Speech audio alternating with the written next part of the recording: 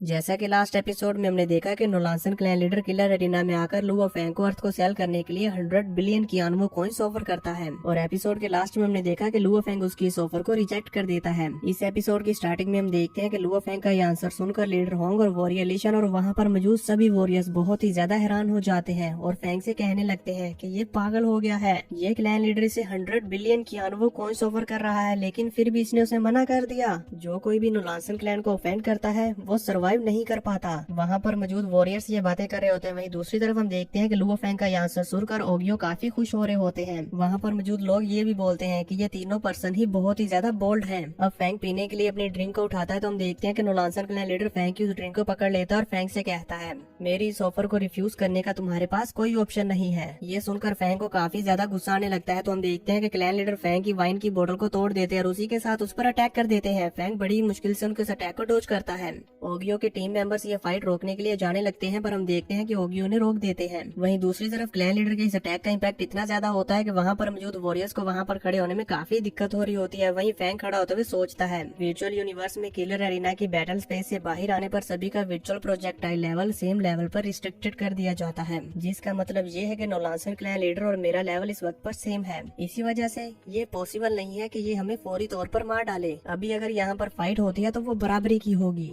Fang अभी अपने मन में यह सोच रहा होता है कि तभी हम देखते हैं नोलांसन क्लैन लीडर को इन पर बहुत ही ज्यादा गुस्सा आ जाता है और वो गुस्से में फैंग के ऊपर अटैक करना शुरू कर देता है। वॉरियर लीशन आगे बढ़ते हुए उसके इस अटैक का सामना करते हैं लेकिन इसकी वजह से हम देखते हैं कि वॉरियर लीशन को बहुत बड़ा झटका लगता है और वो उड़ता हुआ दूर जाकर गिरता है। ये देखकर लीडर होंग हैरान हो जाते हैं और फिर गुस्से में उस पर अटैक करने के लिए आगे बढ़ते हैं लेकिन हम देखते हैं कि लीडर होंग के अटैक भी नोलांसन क्लैन के ऊपर कुछ ज्यादा असर नहीं कर रहे थे, इसलिए लुओ फैंग भी आगे बढ़ते हुए उनके ऊपर किक्स करने लगता है और इनमें कॉम्बैट फाइट होने लगती है जिसमें हम देखते हैं कि नोलांसन क्लैन लीडर बहुत ही आसानी से लुओ फैंग और लीडर होंग दोनों को हैंडल कर पा रहे थे और फिर इन दोनों को एक साथ किक करके पीछे हटा देते हैं। इनकी किक कितनी जबरदस्त होती है कि लीडर होंग और लुओ फैंग काफी मुश्किल से खुद को संभालते हैं। नोलांसन क्लैन लीडर और इनके बीच यह फाइट देखकर वहाँ पर मौजूद वॉरियर्स काफी हैरान हो रहे होते हैं और कहते हैं नोलांसन क्लैन लीडर के हाई लेवल पर होने की वजह से इनकी अंडरस्टैंडिंग और एक्सपीरियंस इन तीनों वॉरियर्स से काफी ज्यादा है, जिसकी वजह से वो तीनों इनका सामना नहीं कर पा रहे और इनके बीच में इतना बड़ा डिफरेंस है। यही वजह है कि सेम लेवल पर होने के बावजूद भी ये तीनों उनका सामना नहीं कर पा रहे। लीडर होंग क्लैन लीडर के साथ कॉम्बैट फाइट कर रहे होते हैं और उसमें भी क्लैन लीडर काफी आसानी से उनसे जीत जाते हैं और उन्हें एक जोरदार पंच करके पीछे हटा देते हैं। ये देखकर फैंग को काफी गुस्सा आता है और वो भी तेजी से आगे बढ़ते हुए उन पर अटैक करने के लिए आता है और उनके साथ फाइट करते हुए अपने स्पिरिचुअल अटैक्स को यूज करता है लेकिन लुओ फैंग के स्पिरिचुअल अटैक्स यहाँ पर क्लैन लीडर के ऊपर जरा सा भी असर नहीं करते। ये देखकर वो भी समझ जाता है कि मेरे अटैक्स इस पर किसी भी काम के नहीं है। इसके अलावा इसकी टेक्निक्स हायर पावर को यूज कर रही है, जिस वजह से हमारे लिए इसके साथ डील कर पाना डिफिकल्ट हो रहा है। ये सोचते हुए लुओ फैंग क्लैन लीडर के साथ कॉम्बैट फाइट कर रहा होता है जिसमें हम देखते हैं कि वो बड़ी मुश्किल के साथ उनके साथ फाइट कर पा रहा था और जैसे ही क्लैन लीडर को मौका मिलता है वो लुओ फैंग को एक जोरदार पंच मारते हैं जिसकी वजह से लुओ फैंग को ब्लीडिंग होने लगती है और वो दूर जाकर गिरता है। इससे पहले कि क्लैन लीडर उसके पीछे जाकर उस पर एक और अटैक कर पाते तभी वॉरियर लीशन उस पर अटैक करने लगते हैं और उन्हें वहाँ पर उलझा देते हैं। वॉरियर लीशन उन पर अपनी काफी सारी टेक्निक्स को यूज करते हैं लेकिन हम देखते हैं कि नोलांसन क्लैन लीडर का एक्सपीरियंस ज्यादा होने की वजह से वो बहुत ही आसानी से इनके इन सभी टेक्निक्स का सामना कर पा रहे थे। लेकिन यहाँ पर भी वो क्लैन लीडर के सामने नहीं टिक पाते। क्लैन लीडर उन्हें एक जोरदार किक करता है जिसकी वजह से वॉरियर लीशन फ्लोर को तोड़ते हुए दूर जाकर गिरते हैं लेकिन वो अपने वेपन का सहारा लेकर वहाँ पर ज्यादा डैमेज होने से बच जाते हैं। इसके बावजूद भी वॉरियर लीशन के मुंह से ब्लड आने लगता है। तभी लीडर होंग चुपके से क्लैन लीडर के पीछे से उस पर अटैक करते हैं लेकिन हम देखते हैं कि क्लैन लीडर बहुत ही आसानी से उनके इस अटैक को डोज कर लेता है और फिर उन्हें शोल्डर से पकड़ते हुए वहाँ पर जमीन के साथ फ्रीज कर देता है। इससे पहले कि वो लीडर होंग के साथ कुछ भी कर पाते लुओ फैंग उन पर हमला करने लगता है। इस बीच लीडर होंग को मौका मिल जाता है। वो अपने वेपन को बाहर निकालते हुए क्लैन लीडर के ऊपर अटैक करते हैं लेकिन क्लैन लीडर अपनी टेल को यूज करते हुए लीडर होंग के वेपन को उनके हाथों से छीन लेते हैं और उसे दूर गिरा देते हैं। इसी के साथ वो लीडर होंग को एक जोरदार किक करते हैं और वहाँ से टेलीपोर्ट होकर लुओ फैंग के पीछे आकर उसे एक बहुत ही जबरदस्त पंच मारने वाले होते हैं कि तभी लीडर होंग और वॉरियर लीशन दोनों अपनी डोमेन्स को यूज करते हैं और मिलाकर अपनी डोमेन को यूज करने की वजह से वो उनकी डोमेन में बहुत ही ज्यादा स्लो हो जाते हैं लेकिन इसके बावजूद भी उनका अटैक लुओ फैंग को हिट हो जाता है और लुओ फैंग पीछे हटते हुए लीडर होंग और वॉरियर लीशन के पास आकर खड़ा हो जाता है। अब क्योंकि क्लैन लीडर होंग और वॉरियर लीशन की डोमेन में फंस चुका था इसलिए लीडर होंग उससे कहते हैं, हालांकि तुम्हारे हमले बहुत ही ज्यादा स्ट्रॉन्ग हैं लेकिन अब तुम हमारे इस अटैक से कैसे बचोगे। जिस पर क्लैन लीडर इवल स्माइल करता है और अपनी डोमेन को वहाँ पर एक्टिवेट करना शुरू कर देते हैं। हम देखते हैं कि लीडर होंग और वॉरियर लीशन की डोमेन के अंदर उनके लिए अपनी डोमेन को यूज कर पाना मुश्किल हो रहा था लेकिन वो अपनी पावर्स को यूज करते हुए अपनी डोमेन को उनकी डोमेन के अंदर क्रिएट करने लगते हैं जिसकी वजह से लीडर होंग और वॉरियर लीशन को बहुत ही ज्यादा मुश्किल का सामना करना पड़ता है। लेकिन क्लैन लीडर की डोमेन के सामने इन दोनों की डोमेन नहीं टिक पाती और वहाँ पर क्लैन लीडर की डोमेन डोमेन इन दोनों की डोमेन को ओवरकम कर देती है। और अब यहाँ पर ये तीनों क्लैन लीडर की डोमेन के अंदर फंस चुके होते हैं। ये देखकर वॉरियर ली शन कहते हैं, इसने हमारी डोमेन को बहुत ही आसानी से ब्रेक कर दिया।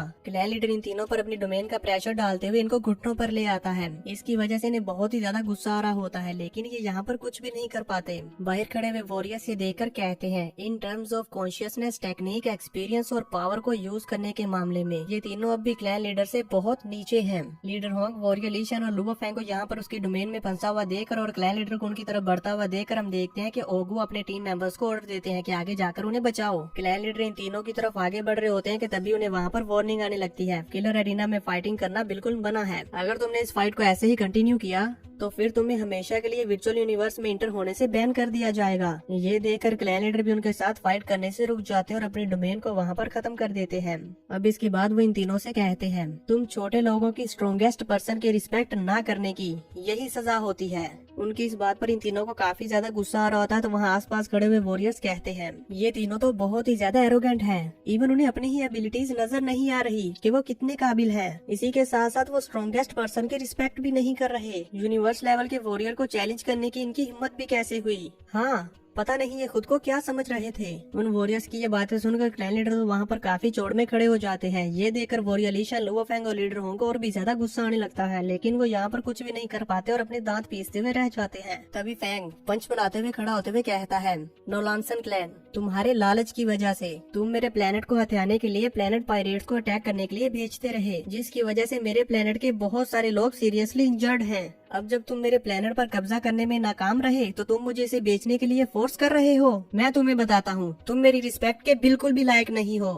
फैंग की ये बातें सुनकर वहाँ पर मौजूद जितने भी वॉरियर्स थे जो सभी फैंग के अगेंस्ट थे और उसके बारे में बुरा भला बोल रहे थे, वो सभी अब फैंग की साइड हो जाते हैं और कहते हैं, नोलानसन क्लैन ने ये सब किया, हमें तो पता ही नहीं था कि इन्होंने ऐसा भी कुछ किया है। ये कितना शेमलेस है। और इसी तरह से वो उनके बारे में और भी बुरा भला बोलने लगते हैं। ओगयू भी ये समझ जाते हैं कि ये तीनों सही हैं, लेकिन ये क्लैन लीडर यही यहाँ पर गलत है। क्लैन लीडर भी ये देखकर समझ जाते हैं कि ये लड़का यहाँ पर मुझे बातों में फंसाने की कोशिश कर रहा है, इसलिए वो स्माइल करते हुए कहते हैं, हमारे क्लैन ने कभी भी तुम्हारे क्लैन पर अटैक नहीं किया। जिन प्लेनेट पायरेट्स के बारे में तुम बात कर रहे हो, मैं नहीं जानता कि वो कौन है। जिस पर फैंग कहता है, अच्छा अगर ऐसा है तो फिर नोलानसन पूल के बारे में तुम कैसे एक्सप्लेन करोगे। ये कहते हुए फैंग नोलानसन पूल की आइडेंटिटी उसे दिखाता है, जिसे देखकर नोलानसन क्लैन लीडर भी वहाँ पर सोच में पड़ जाते हैं। फैंग के पास यहाँ पर प्रूफ्स थे, इसलिए वो सभी प्रूफ्स उसे दिखाने लगता है। ये उन अटैकर्स का आइडेंटिटी कार्ड है जिन्होंने हमारी अर्थ पर अटैक किया, जिससे ये प्रूफ होता है कि ये अटैकर्स नोलानसन क्लैन से ही आए थे। इसके अलावा ये अटैकर सिर्फ एक ही पर्सन नहीं है, बल्कि इन्होंने और भी बहुत सारे प्लेनेट लेवल और स्टार लेवल्स के वॉरियर्स को हमारी अर्थ पर कब्जा करने के लिए भेजा था। फैंग वो सभी प्रूफ्स वहाँ पर स्क्रीन पर शो कर रहा होता है, जो देखकर वहाँ पर जो सभी वॉरियर्स भी हैरान हो रहे होते हैं कि ये क्या है।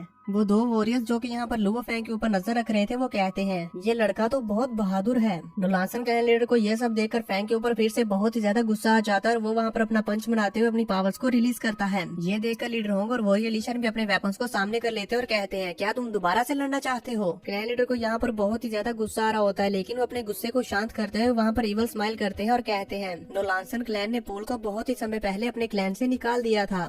ये सुनकर फैंग को झटका लगता है। वहीं क्लैन लीडर आगे बढ़ते हुए कहते हैं, अगर तुम्हारे पास कोई ठोस सबूत नहीं है तो फिर तुम उन्हें पकड़कर यहाँ पर ला सकते हो आर्ग्यू करने के लिए, लेकिन तुम्हारे इन प्रूफ्स को देखकर तो ऐसा लगता है कि ये लोग पहले ही मर चुके हैं। उनकी ये बात सुनकर फैंग भी समझ जाता है कि यहाँ पर ये फिर से सेफ खेल गया, इसने अपने आप को बचा लिया। फैंग को बहुत ही ज्यादा गुस्सा आने लगता है। तभी क्लैन लीडर उसके बहुत ही ज्यादा करीब आकर कहते हैं, लुओ फेंग, मैं नहीं जानता कि तुम और कितने दिनों तक जिंदा रहोगे। अगर कहीं तुम एक्सीडेंटली मर जाते हो तो फिर तुम्हारी अर्थ ऑनरलेस प्लेनेट बन जाएगा, जिससे मैं उसे बिना एक भी पैसा लगाए हासिल कर सकता हूँ। जब वो टाइम आएगा तो तुम्हें रिग्रेट होगा कि तुमने मेरे 100 बिलियन को क्यों रिजेक्ट किया। ये कहते हुए क्लैन लीडर वहाँ पर इवल हंसी हंसते हुए चले जाते हैं। वहाँ पर मौजूद वो दोनों वॉरियर्स लुओ फेंग को थम्स अप करते हुए कहते हैं, तुमने बहुत ही अच्छा काम किया। लीडर होंग लुओ फेंग से कहते हैं, अब क्योंकि यहाँ पर बहुत सारे लोगों को अर्थ के बारे में मालूम हो चुका है, जिसका मतलब ये है कि अर्थ पर बहुत सारे लोग यकीनी तौर पर हमला करने के लिए आएंगे, इसलिए हमारे लिए यही बेहतर होगा कि हम फौरी तौर पर यहाँ से निकलें।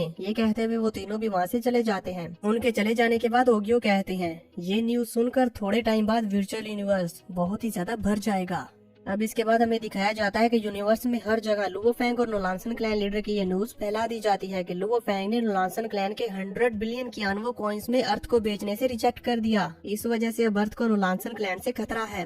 ये न्यूज सुनकर लोग आपस में बात करने लगते हैं, star level against universe level. इस यंग मैन की हिम्मत तो बहुत ही ज्यादा जबरदस्त है। जरूर इसका कोई न कोई बैकग्राउंड होगा, तभी ये ऐसा कर रहा है। यूनिवर्स के हर कोने में ये न्यूज जंगल में आग की तरह फैल जाती है और हर कोई इसके बारे में बातें करने लगता है। कुछ लोग तो ये रिसर्च करने लगते हैं कि क्या अर्थ पर बहुत ही ज्यादा वैल्यूएबल ट्रेजर्स हैं जिस वजह से नोलानसन क्लैन ऐसा कर रहा है। इलियोंगशन किंगडम में हर जगह पे लुओ फेंग के बारे में बातें होने लगती है। वहीं दूसरी तरफ वर्चुअल यूनिवर्स में किलर एरिना में हम देखते हैं कि वो दोनों वॉरियर्स चलते हुए जा रहे होते हैं जिन्हें हमने लास्ट एपिसोड में भी देखा था। मेरे ख्याल से ये लुओ फेंग की कुछ ज्यादा ही फिक्र कर रहे हैं। उन दोनों में से वो लड़की वॉरियर अपने साथी को रोकते हुए कहती है, ये देखो लुओ फेंग और उस क्लैन लीडर की इस प्रॉब्लम ने तो हर जगह हलचल मचा दी है। हर कोई सिर्फ इसी के बारे में बात कर रहा है। लुओ फेंग के लिए नोलानसन क्लैन वालों को संभाल पाना आसान नहीं होगा। अब बहुत सारे स्ट्रॉन्गेस्ट पर्सन अर्थ को टारगेट बनाएंगे, जिस पर वो दूसरा वॉरियर कहता है, हाँ अब अर्थ पर हमला करने वाले स्ट्रॉन्गेस्ट पर्सन की तादाद इंक्रीज हो चुकी है और धीरे धीरे ये बढ़ती जाएगी। मुझे तो वो तीनों ब्रदर्स खतरे में लग रहे हैं। अब इसी के साथ व्यू चेंज होता है, हमें दूसरी तरफ दिखाया जाता है लीडर होंग, वॉरियर लीशन और लुओ फेंग जो कि बुबाता के साथ बात कर रहे होते हैं, जहाँ पर बुबाता ये न्यूज उन तीनों को दिखाते हुए कहती है, लुओ फेंग ये तुम्हारे डिटर्मिनेशन को दिखाने की प्राइस है। अब न सिर्फ हमें नोलानसन क्लैन से खतरा है बल्कि यूनिवर्स में मौजूद और भी बहुत सारी ऐसी पार्टीज हैं जो कि हमारी अर्थ को टारगेट करेंगी, जिसकी वजह से हम और भी बड़ी मुसीबत में फंस गए हैं। ना जाने अब कहां से लोग हम पर अटैक करने के लिए आएंगे।